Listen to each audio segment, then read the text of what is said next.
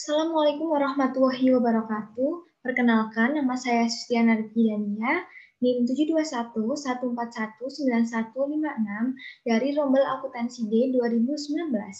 Di sini saya akan menjelaskan materi bab 7 mengenai pengembangan sistem. Untuk yang pertama ada pendekatan sistem. Pencarian asal-muasal proses pemecahan masalah secara sistematis mengarah pada John Dewey, seorang profesor ilmu filosofi di Columbia University tahun 1910. 3 rangkaian pertimbangan yang terlibat dalam pemecahan sebuah kontroversi secara memadai, yaitu ada mengendalikan kontroversi, mempertimbangkan klaim-klaim alternatif, dan juga membentuk suatu pertimbangan. Selanjutnya mengenai siklus hidup pengembangan sistem. Pendekatan sistem adalah metodologi dasar dalam memecahkan segala jenis masalah. Nah, metodologi sendiri ini memiliki pengertian tersendiri, yaitu satu cara yang direkomendasikan dalam menjalankan sesuatu.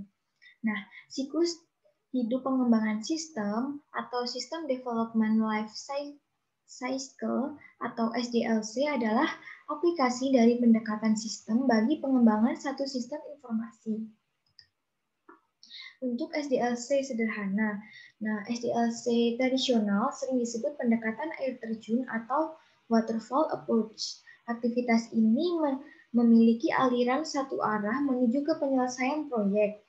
Tahap pekerjaan pengembangan sistem yang perlu dilakukan antara lain perencanaan, analisis, desain, implementasi, dan penggunaan.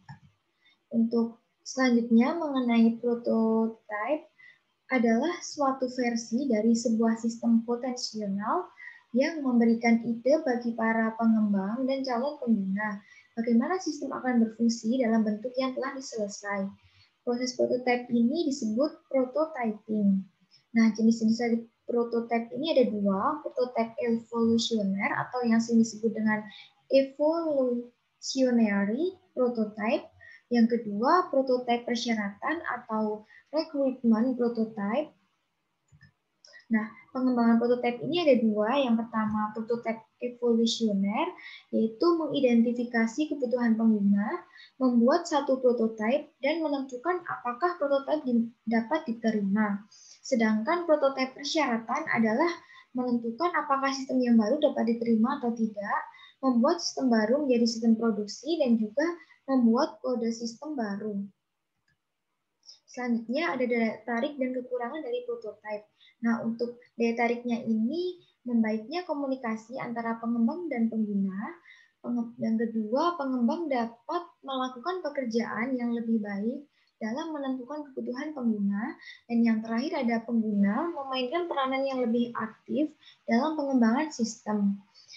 Untuk kekurangannya itu ada terburu-buru dalam menyerahkan prototipe dapat menyebabkan diambilnya jalan pintas atau yang disebut dengan jalan alternatif dalam definisi masalah, evaluasi alternatif, dan juga dokumentasi.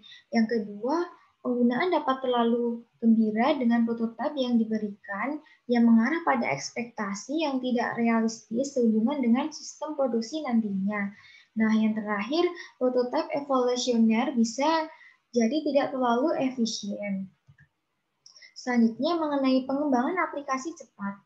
RAD adalah kumpulan strategi, metodologi, dan alat terintegrasi yang terdapat di dalam suatu kerangka kerja yang disebut dengan rekayasa informasi. Rekayasa informasi atau Information Engineering atau IE adalah nama yang diberikan Martin kepada keseluruhan pendekatan pengembangan sistemnya yang ia perlakukan sebagai suatu aktivitas perusahaan secara menyeluruh.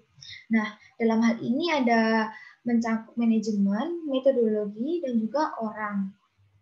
Selanjutnya mengenai pengembangan berbahasa. Satu metodologi pengembangan sistem yang dewasa ini digunakan oleh banyak perusahaan adalah kombinasi dari SDLC tradisional, prototyping, dan RAD dengan mengambil fitur-fitur yang terbaik dari masing-masing metodologi. Mengenai desain ulang proses bisnis. Desain ulang proses bisnis atau Business Process Redesign atau BPR adalah Proses pengerjaan ulang sistem biasa dicetuskan di tingkat manajemen strategis. Nah, tidak mengubah fungsi dari suatu sistem sendiri. Nah, dari desain ulang proses bisnis ini ada dua teknik. Yang pertama, rekayasa terbalik atau reverse engineering, yaitu menganalisa sistem yang telah ada untuk memahami sebuah sistem agar dapat melakukan perubahan. Untuk yang kedua, yaitu rekayasa ulang atau re-engineering, yaitu merancang ulang sebuah sistem seluruhnya dengan tujuan mengubah fungsinya. Selanjutnya mengenai pemodelan proses. Nah, pemodelan proses pertama kali dilakukan dengan menggunakan gram alur atau flowchart. Diagram ini mengilustrasikan aliran data melalui sistem dan program. International Organization for Standardization menciptakan standar untuk bentuk-bentuk sistem flowchart, memastikan penggunaannya di seluruh dunia. Nah, suatu diagram arus data ini adalah penyajian grafis dari sebuah sistem yang mempergunakan 4 buah simbol untuk mengilustrasikan bagaimana mengalir melalui proses-proses yang saling tersambung. Nah, simbol-simbol tersebut mencerminkan yang pertama, unsur-unsur lingkungan, proses, arus data, dan penyimpanan data. Yang selanjutnya, manajemen proyek. Nah, Steering Committee SIM menjalankan 3 fungsi utama. Yang pertama, menciptakan kebijakan yang memastikan dukungan komputer untuk mencapai sasaran strategis perusahaan. Untuk yang kedua, melakukan pengendalian fiskal dengan bertindak sebagai berwenang dalam memberikan persetujuan untuk seluruh permintaan akan pendanaan yang berhubungan dengan komputer. Yang terakhir, menyelesaikan perselisihan yang terjadi sehubungan dengan prioritas penggunaan komputer. Nah, kepemimpinan proyek Steering Committee SIM ini jarang ikut terlibat langsung dengan detail pekerjaan. Tanggung jawab jatuh ke tangan tim proyek. Auditor akan memastikan bahwa desain sistem telah memenuhi beberapa persyaratan tertentu, dilihat dari segi keakuratan, pengendalian, keamanan, dan juga auditabilitas. Selanjutnya, mengestimasi biaya proyek. Terdapat berbagai metode untuk mengestimasi biaya dan jadwal proyek yang kurang lebih mengandalkan 3 komponen berikut. Yang pertama, informasi mengenai sistem tertentu dan orang yang akan melakukan pengembangan. Yang kedua, pengalaman historis. Dan yang terakhir, pengetahuan mengenai proses pengembangan peranti lunak dan alat-alat teknik estimasi. Sekian presentasi dari saya. Kurang lebihnya mohon maaf. Terima kasih. Wassalamualaikum warahmatullahi wabarakatuh.